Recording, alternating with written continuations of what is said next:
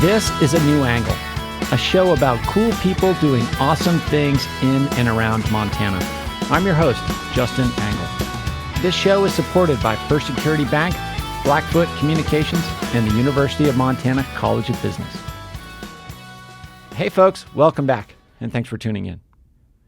Today's guest is Abe Streep, author of Brothers on Three, a chronicle of the Arlee Warriors boys basketball team's amazing run of state championships and their role in promoting suicide prevention. They had brought great joy at a time of great sorrow, and they played under immense pressure with incredible grace.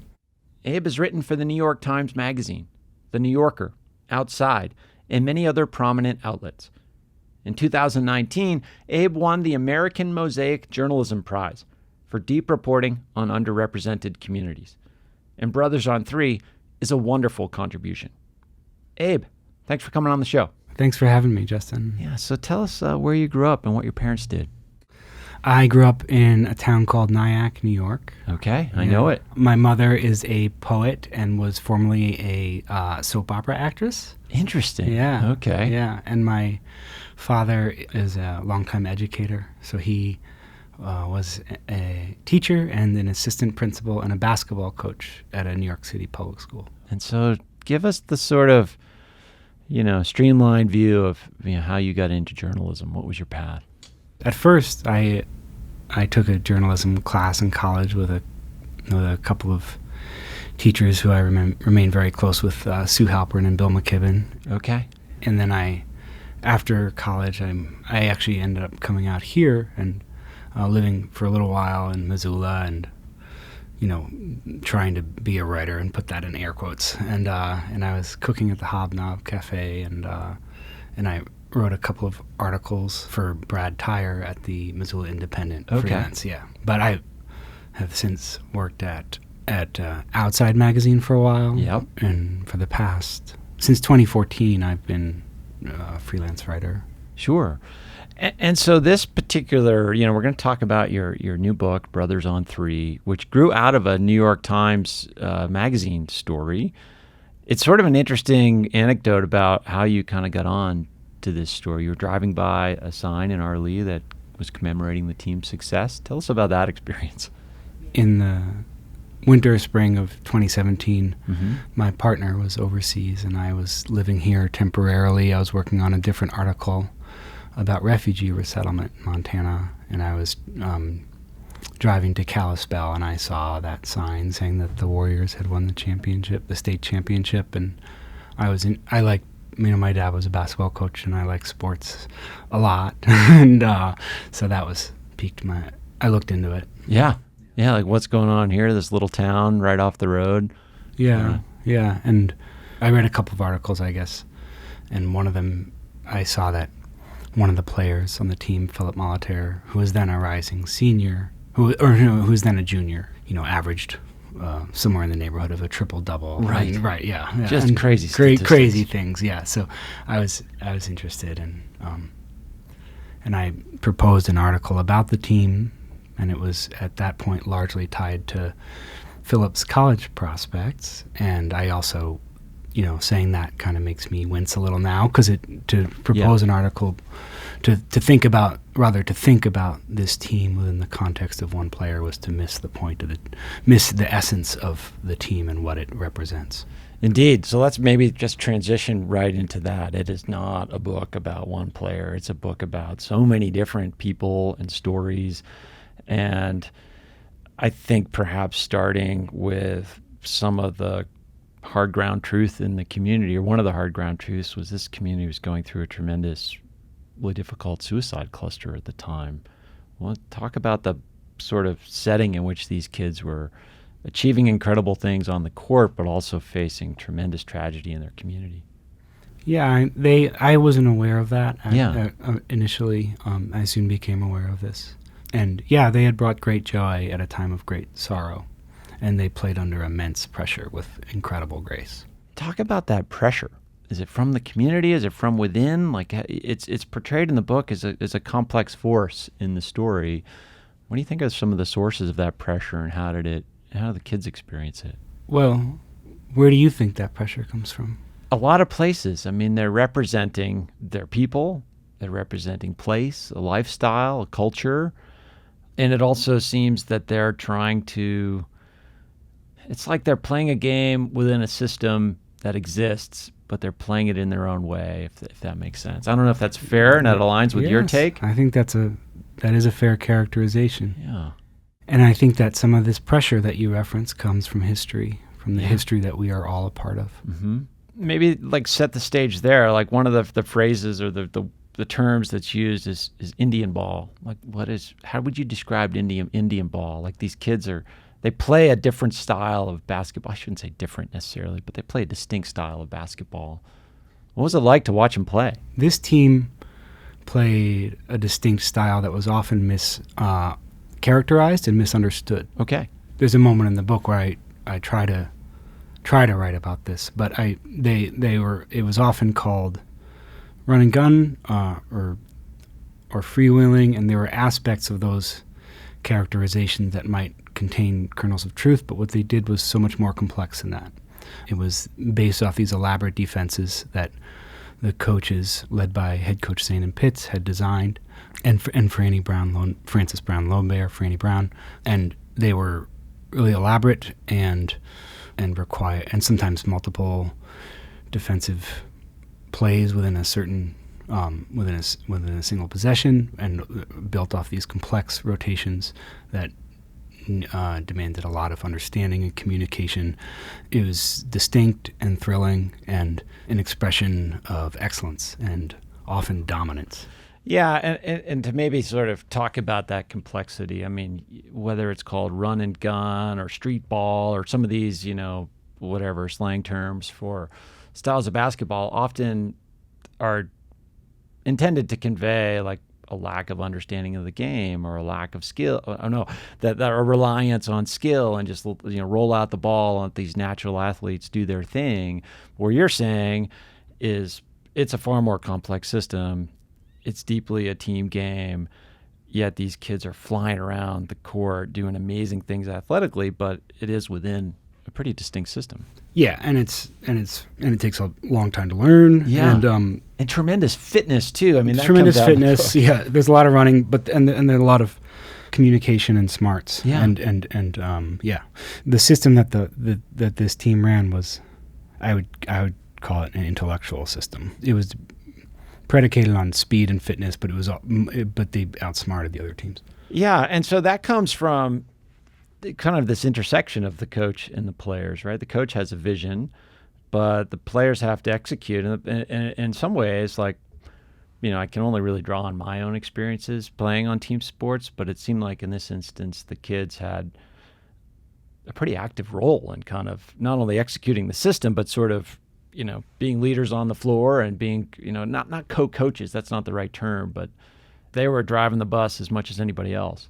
I think everybody was together, but the coach Zanin also enabled that. Right. I think that's what good coaching is. But yeah, there are moments in the story when Zanin and Franny are clearly leading the way, and there are moments when Greg Weitzel and Phil Molitor are leading the way. There's a moment in the story where they weren't often in danger of losing, right? But in the state tournament, they had a game when a number of the players were very ill, on top of all that they were carrying, and on top of their efforts to lift up their community using videos to discuss mental health. They were also very ill while they were playing in these state tournament games. A lot of vomiting. Yeah, there's a lot of vomiting. Not everybody, but 3 of the starters, and Will Mesteth Jr. was playing with a kidney stone. So they got in a game where it got kind of tense and close, and at halftime, Greg's talking about rotations and adjustments, and Zanin is as well, and Phil cuts in and he's booming. He's like, we rely on each other. That's how we beat these teams. We rely on each other. And so it was a team effort, and the team was representative of community. And before they would play, before and after, the title of the book comes from their words, Brothers on 3, or Brothers on 3, Family on 6, and that's what this team is. So talk about that kind of. Not necessarily your role in the story, but this is a tightly knit community going through trauma and joy concurrently. and spread in different ways throughout the community. How did you go about kind of getting to know this group of people and earning their trust and kind of earning their trust and sort of setting that up?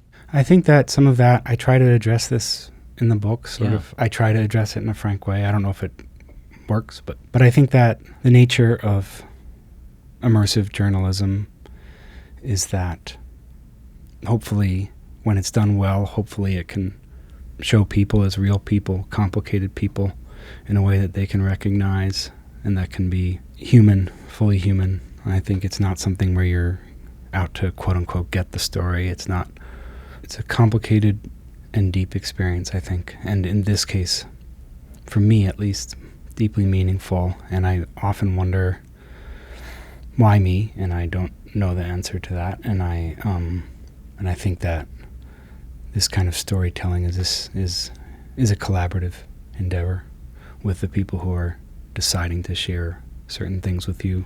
Yeah, I mean, that comes through clearly. You had deep experiences in relationships with these people. Some of the stories of you going on the hunt for elk sheds with Phil particularly resonate, or some of the drives with Zane and.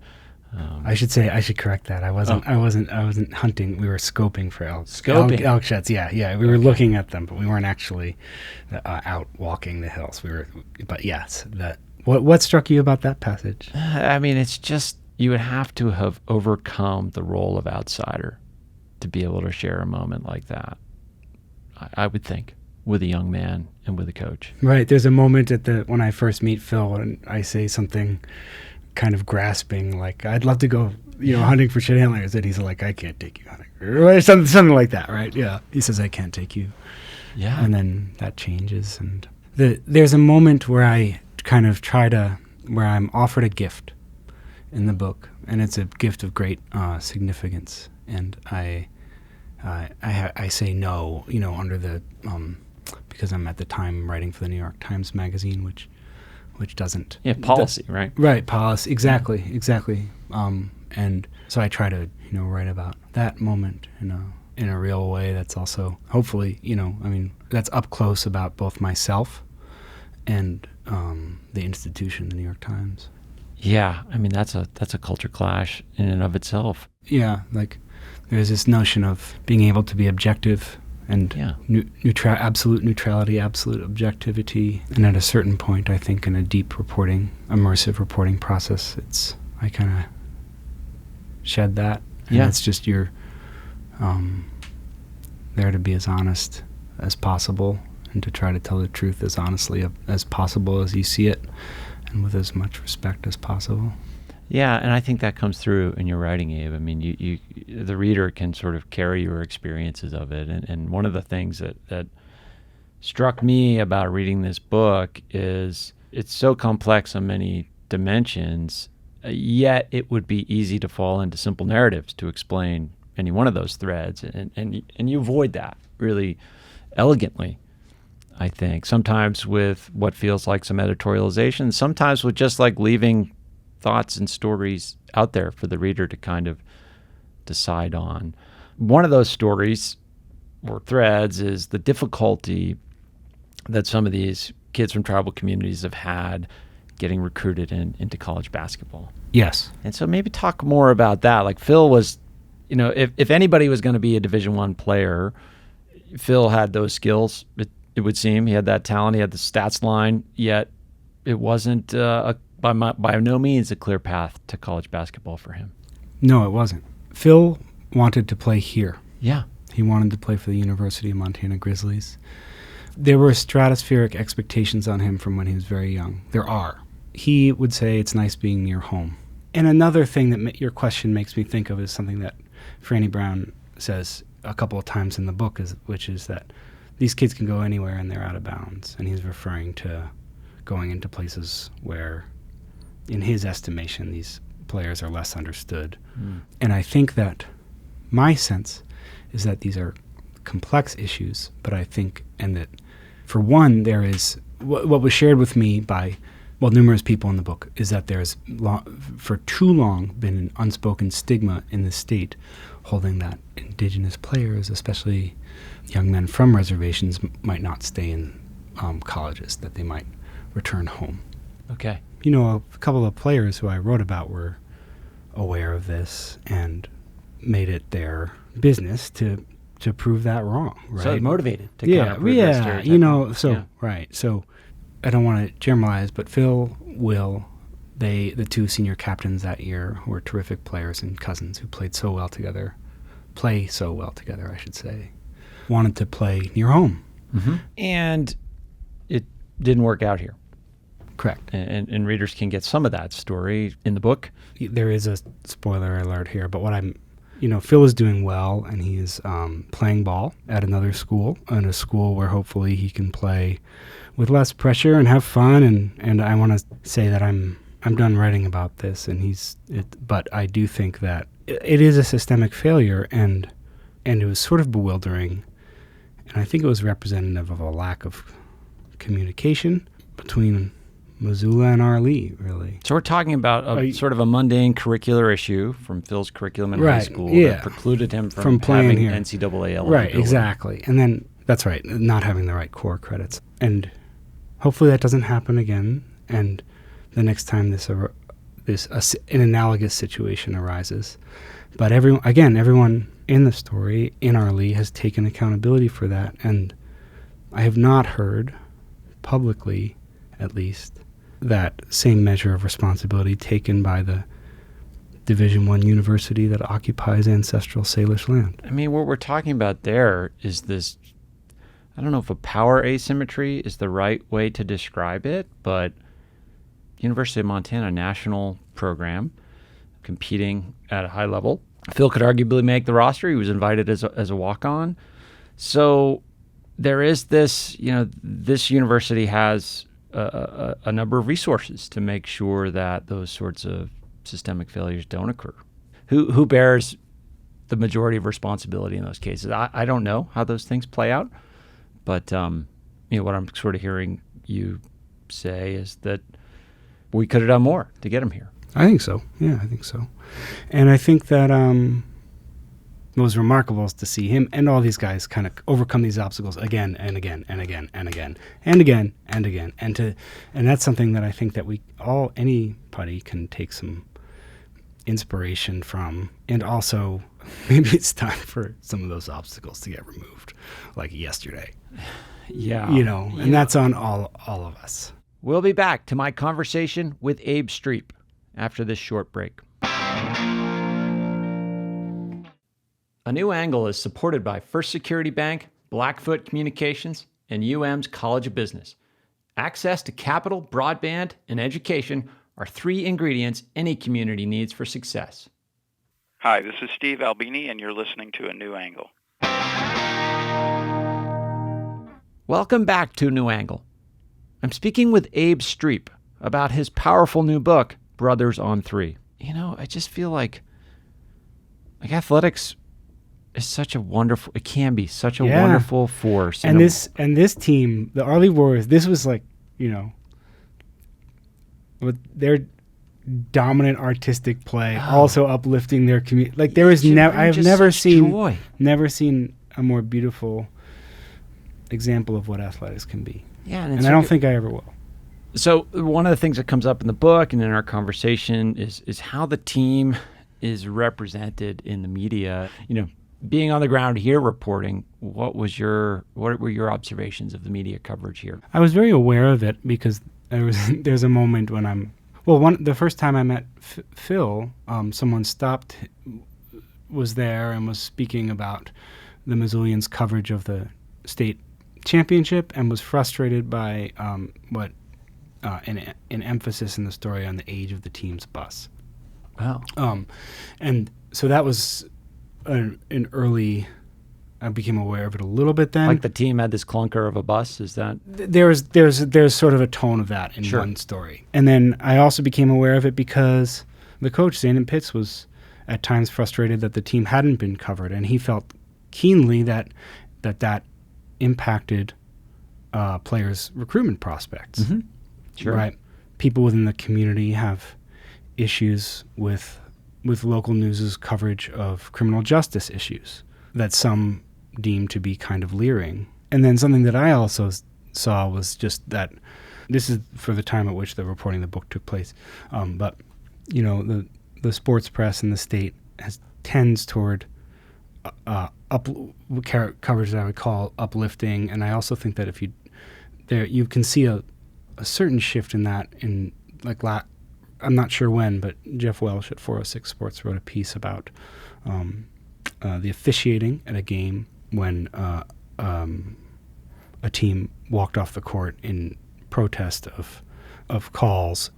Officiating is an issue that has been an issue in the state for a while, and I've became aware of it in the book partly because the coach, Zanin Pitts, would pray before the game, let the refs keep up, and it was defiant and brash, and it was also sort of beautiful and true because the refs, being gatekeepers and rule enforcers of sorts, most are not from reservation communities, and so he meant that, let the refs keep up. Anyway, Jeff Welsh recently wrote a piece, to give him credit, where he was criticizing the officiating in a game and pointedly and saying it was something to the effect of, for this team, the message is clear, something like assimilate or be punished.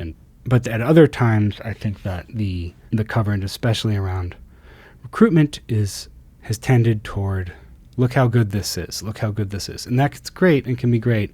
And it also, if there's not pressure on institutions to address systemic problems, those systemic problems just kind of continue. Because there's always a reason why, if someone's pushing for a change, there's always a reason why it shouldn't change, right? It's always easier to not change. Mm-hmm.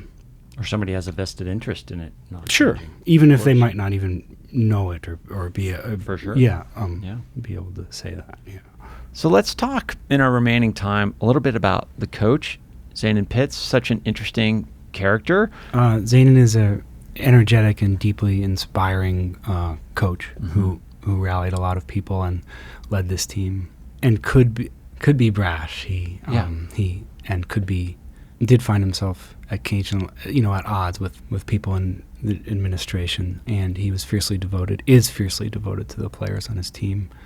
He's an inspiring figure and a truly brilliant coach, I would say, who does things his own way and doesn't compromise, and that can rally people, and it also at times could create tension or be, tensions arose as well. But we're all complicated. And I think that's he's a complicated man and a brilliant man, I would say. And the point of this kind of work is to try to see someone's complex humanity. Yeah.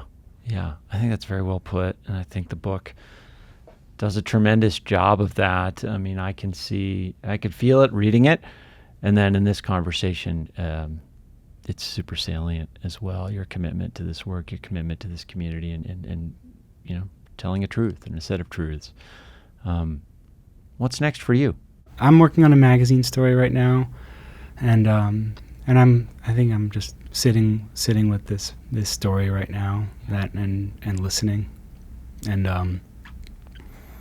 I just like to if it's okay, we've talked about a couple of people in the book but this is a story about a lot of players and a lot of people who represent a community, and it's the community story. Yeah. And I wrote down the parts that were entrusted to me, and I hope I did that in a good way. And I also want to say that this team of teams is so much more than one or two players. It's the entire team, and some of the systemic issues that we talked about with Philip, I don't want to isolate him.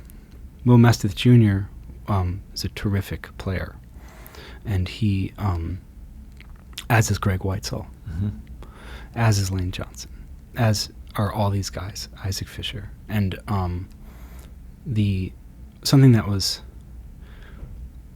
it's a story about his dominant team, not just winning, but truly dominant. And as you pointed out earlier, playing a distinct style, uncompromising style.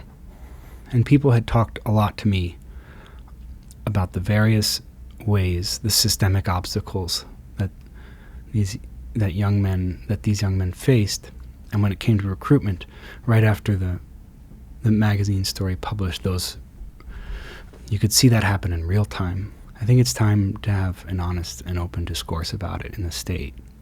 And I think it's time because the colleges, the Frontier Conference colleges, the Division I colleges, there's a number of places in the book where people in positions of authority don't want to speak about this issue, right? And it's just time to speak about it. I think that these programs are missing out. Yeah. Well, thank you for starting that conversation or continuing it. And thanks for being here, Abe. I appreciate the book. I appreciate your sharing your time with us and telling your story. And I encourage everybody to get out there and read Brothers on 3. It's a tremendous contribution. Thank you. Thanks for having me.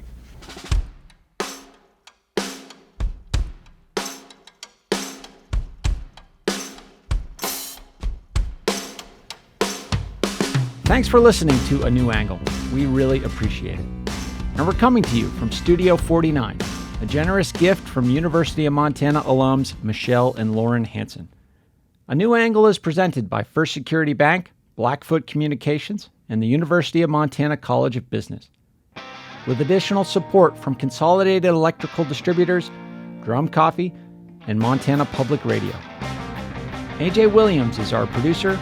VTO, Jeff Ament, and John Wicks made our music. Editing by Nick Mott, and Jeff Meese is our master of all things sound. Thanks a lot, and see you next time.